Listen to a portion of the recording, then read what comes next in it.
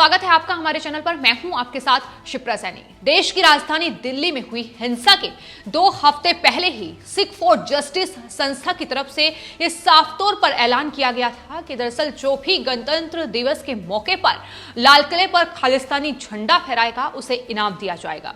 और उनका ये मकसद कहीं ना कहीं पूरा भी हो गया। जिस तरीके से देश की राजधानी में हिंसा भड़की और लाल किले की प्राचीर से तिरंगे का अपमान करके जो झंडा है एक दूसरा वो वहां उस पोल पर फहराया गया, देश का तो अपमान हुआ। लेकिन इसके बाद आपको बता दें, लाल किले पर झंडे को फहराने के बाद अब खालिस्तानी समूह जो कि एक प्रतिबंधित समूह है, एक आतंकी समूह है, सिख फॉर जस्टिस, उसकी तरफ से एक नया ऐलान कर दिया गया है। सिख फॉर जस्टिस की तरफ से यह कहा गया है कि अब 1 फरवरी को जो भी भारतीय संसद पर खालिस्तानी झंडा फहराएगा उसे $3.5 लाख US दिया जाएगा। तो इस तरीके से लगातार जो खालिस्तानी लोग हैं, जो खालिस्तानी आतंकी हैं, वो कहीं ना कहीं देश को तोड़ने के लिए अब इस तरीके से किसान आंदोलन में कूद पड़े हैं। और यही वजह है कि देश की राजधानी में यह हिंसा देखने को मिली है। एक तरफ लगातार जो किसान हैं कुछ वो लगातार आंदोलन कर रहे थे, लेकिन कहीं ना कहीं उन किसानों का भी खेल बिगाड़ने का काम इन खालिस्तानी लोगों ने किया है। जाहिर है शुरू से ही पंजाब में अगर खासतौर पर बात की जाए तो शुरू से ही पंजाब से ये आंदोलन शुरू हुआ, लेकिन पंजाब से ही वो तस्वीरें आनी भी शुरू हुई कि आखिर किस तरीके से इस पूरे आंदोलन में अब ये आतंकी घुस आए हैं, खालिस्तानी लोग घुस आए हैं। शुरू से ही खालिस्तानी आतंकी जनरल सिंह भिंडरवाला और तमाम वो खालिस्तानी आतंकी उनके गुणगान लगातार इस आंदोलन में हो रहे थे। खासतौर पर सिंघू बॉर्डर की अगर बात की जाए तो सिंघू बॉर्डर पर इस प्रतिबंधित संस्था के द्वारा लगातार फंड किया जा रहा था। इसको लेकर तमाम सवाल खड़े हो रहे थे, तमाम सवाल केंद्र सरकार ने भी उठाए। और जो लोग ये कह रहे थे कि दरअसल इसमें खालिस्तानी लोग हैं, ये किसान नहीं हो सकते हैं, जिस तरीके से वहां जनरल सिंह भिंडरवाला जो कि खालिस्तानी आतंकी हैं, उसके जो टैटू है वो हाथ पर छपवाए जा रहे हैं, उनकी किताबें वहां लगातार पढ़ी जा रही हैं, किताबें लगातार तोहफे में दी जा रही हैं। ये तमाम तरीके की चीजें शुरू से ही इस आंदोलन में देखी गई थी। और अब जिस तरीके से दिल्ली में आपको बता दें हिंसा भड़की, लेकिन उसका जो असर है वो विदेशों तक भी पहुंचा। वॉशिंगटन में आपको बता दें जो खालिस्तानी लोग हैं उन्होंने जश्न मनाया कि लाल किले पर एक अलग झंडा फहराया गया और देश का अपमान किया गया। इसको लेकर विदेश में जो खालिस्तानी लोग हैं उन्होंने इस बात का जश्न मनाया, मिठाइयां बांटते लोग नजर आए। बात अगर सैन फ्रांसिस्को की करें तो वहां से एक अलग ही तस्वीर देखने को मिली। वहां खालिस्तानी लोगों के द्वारा मिठाइयां बांटी गई, इस बात का जश्न मनाया गया कि दरअसल एक दूसरा झंडा देश में लाल किले पर लहराया गया है। लेकिन देश का क्या अपमान हुआ है ये शायद इस बात का इल्म उन लोगों को नहीं है, क्योंकि शुरू से ही लगातार कोशिश ये की जा रही है कि किसी भी तरीके से देश में हिंसा फैलाई जाए। खालिस्तानी समूह लगातार इस बात की कोशिश कर रहे हैं, लगातार उनके ये बयान सामने आए हैं। उनके तमाम वीडियोस अगर उठाकर देख लिए जाएं तो तमाम चीजों से ये पता चलता है कि किस तरीके से वो इस किसान आंदोलन में सिर्फ और सिर्फ देश को तोड़ने के लिए ही उतरे हैं। नए कृषि कानून का विरोध क्या है, क्या वो चाहते हैं, सब कुछ भूल गए हैं। जो शुरू में किसान इसका विरोध कर रहे थे उन्हें कहीं ना कहीं बहलाकर फुसलाकर उन लोगों ने अपने साथ किया। और यही वजह रही कि देश की राजधानी दिल्ली में जब ट्रैक्टर रैली उन्हें निकालनी थी तो उस ट्रैक्टर रैली में उनके हाथ में तलवार थी, लाठी डंडे थे, वो हथियार थे जिनसे वो देश में हिंसा फैला सके। लेकिन एक बार फिर से सिख फॉर जस्टिस की तरफ से ही यह ऐलान कर दिया गया है कि अब 1 फरवरी को संसद का सत्र शुरू होगा और एक महत्वपूर्ण दिन होगा जो सबकी निगाहें संसद पर टिकी होंगी। तो ऐसे में अब सिख फॉर जस्टिस की तरफ से यह भी कहा गया है कि जो भी अब भारतीय संसद पर उनका झंडा फहराएगा उसे $3.5 लाख US दिया जाएगा। आपको बता दें जो हिंसा देखने को मिली उससे करीब 2 हफ्ते पहले ही सिख फॉर जस्टिस की तरफ से अपने बयान में यह कहा गया था कि $2.5 लाख अमेरिकी दिए जाएंगे जो लाल किले पर उनका झंडा फहराएगा। और यह साफ तौर पर देखा गया कि किस तरीके से कुछ लोगों के द्वारा उस पोल पर चढ़कर तिरंगे की जगह वो झंडा फहराया गया, यानी अपने मकसद में यह कहीं ना कहीं कामयाब हुआ है।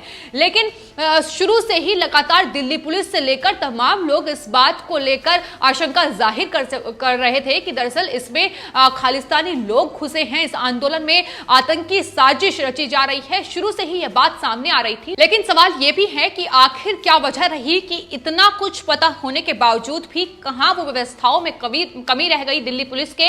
लगातार शुरू से ही दिल्ली पुलिस भी शक जाहिर कर रही थी कि इस ट्रैक्टर रैली के दौरान हिंसा हो सकती है, आतंकी साजिश रची जा रही है। बावजूद इसके तमाम सवाल दिल्ली पुलिस को लेकर भी खड़े हो रहे थे, लेकिन फिलहाल जो खालिस्तानी लोग हैं वो एक के बाद एक ऐलान करते जा रहे हैं और ऐसे में अब सख्त एक्शन लेने की बेहद जरूरत है और किसान संगठन के नेता इनके साथ खड़े होते नजर आए। तो जाहिर है दिल्ली में किसान संगठनों द्वारा आयोजित जो ट्रैक्टर रैली थी उसमें जो उपद्रव देखने को मिला उसकी रूपरेखा कई दिनों पहले ही पूरी तरीके से तैयार कर ली गई थी। सिख फॉर जस्टिस जो कि खालिस्तानी समूह है, उसके जो चीफ हैं गुरपतवंत सिंह पन्नू, उन्होंने ये ऐलान साफ तौर पर किया था। उनकी तमाम वीडियोस उठाकर देख लीजिए कि पता चलता है कि आखिर किस तरीके से आतंकी साजिश ये रची जा रही थी, इस हिंसा को अंजाम देना था उनका मकसद साफ था और विदेश में बैठकर ये पूरी पटकथा दिल्ली में हिंसा भड़काने की रची गई थी, जिसमें उनका साथ किसान संगठन के नेताओं ने दिया था जो लगातार खालिस्तानी लोगों की ही भाषा बोलते नजर आ रहे थे। अभी भी अगर इनसे बात की जाए तो कुछ किसान नेता, कुछ जो लोग हैं वो ये कह रहे हैं कि अभी तो लाल किले पर धावा बोला है, लेकिन इसके बाद 1 फरवरी पर जब भारत की संसद में जब संसद सत्र शुरू होगा तो उसका घेराव वो करेंगे और उसी कड़ी में सिख फॉर जस्टिस का भी ये बयान सामने आया है। सिर्फ इतना ही नहीं, आपको बता दें शुरू से ही सिंघू बॉर्डर पर ये देखा जा रहा है कि वहां जो खालिस्तानी आतंकी हैं वो आकर उन किसानों को संबोधित करते हैं, तमाम बयान उनकी तरफ से दिए जाते हैं, टैटू जनरल सिंह भिंडरवाला के हाथों पर छपवाए जाते हैं और उनके गुणगान करते वहां लोग नजर आते हैं।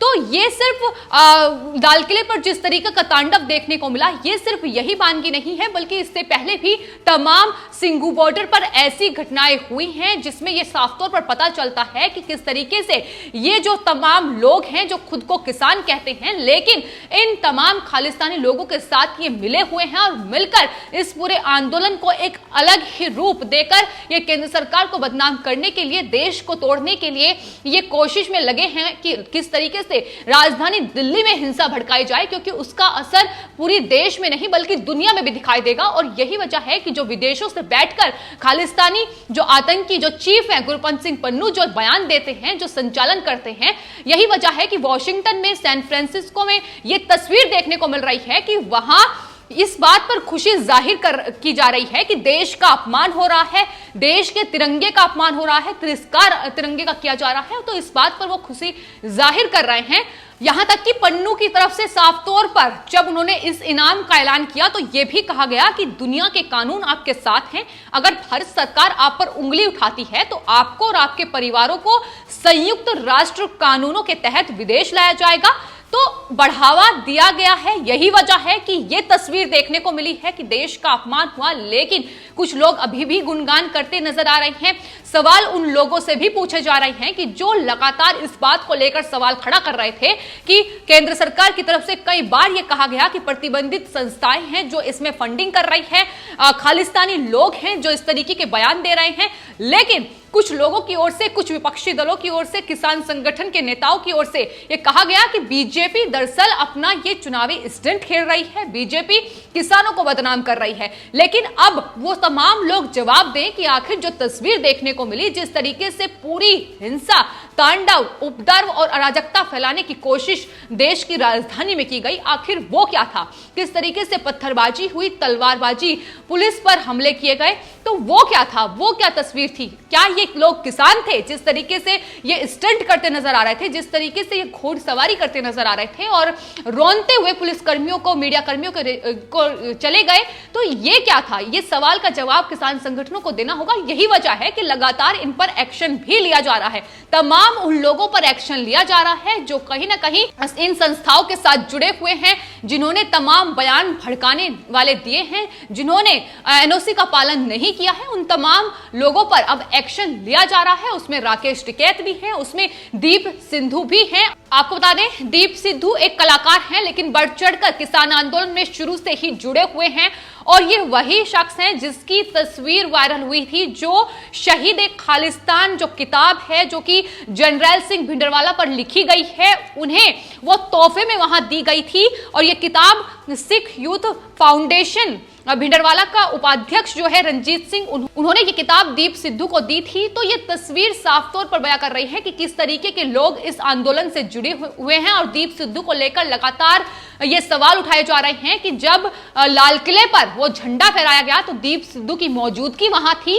तो ये तमाम जो कड़ियां हैं जोड़ने की कोशिश पुलिस के द्वारा की जा रही है। पुलिस लगातार इस पूरे मामले में छानबीन कर रही है, उन लोगों पर लगातार एफआईआर दर्ज की जा रही है जो कहीं ना कहीं इन तमाम किसान संगठन के जो भाषण हैं उनसे जुड़े हुए थे, तमाम जो प्रतिबंधित संस्थाएं हैं उनसे जुड़े हुए थे और इस तरीके से हिंसा और उपद्रव फैलाने का काम उन्होंने राजधानी दिल्ली में किया है।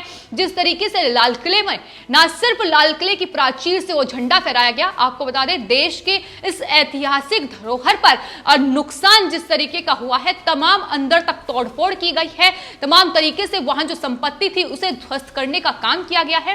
तो शुरू से ही इसमें खालिस्तानी लोगों का जो एंगल है वो शुरुआत से ही सामने था और जो लोग इनकी पैरवी कर रहे थे अब सवाल उन पर उठ रहे हैं। और एक और तस्वीर लाल किले से सामने आई है। दरअसल जो लोग वहां पहुंचे थे, जो लोग वहां उपद्रव मचा रहे थे, वो उनके ट्रैक्टर पर अगर गौर की जाए तो जर्नैल सिंह भिंडरवाला की तस्वीर देखने को मिल जाएगी, हाथों में खालिस्तानी झंडा भी मिलेगा। इसके अलावा पाकिस्तान का गुणगान भी इस पूरे हिंसा के दौरान किया गया। तो ये साफ तौर पर दिखाता है कि ये सिर्फ और सिर्फ किसानों का आंदोलन नहीं बल्कि देश को तोड़ने की साजिश थी। देश की राजधानी में हिंसा फैलाने का काम सिख फॉर जस्टिस ने बढ़ चढ़ कर किया है। फिलहाल आपकी इस पूरे मामले पर क्या राय है, हमें कमेंट बॉक्स में जरूर लिखें। चैनल को सब्सक्राइब करें। धन्यवाद।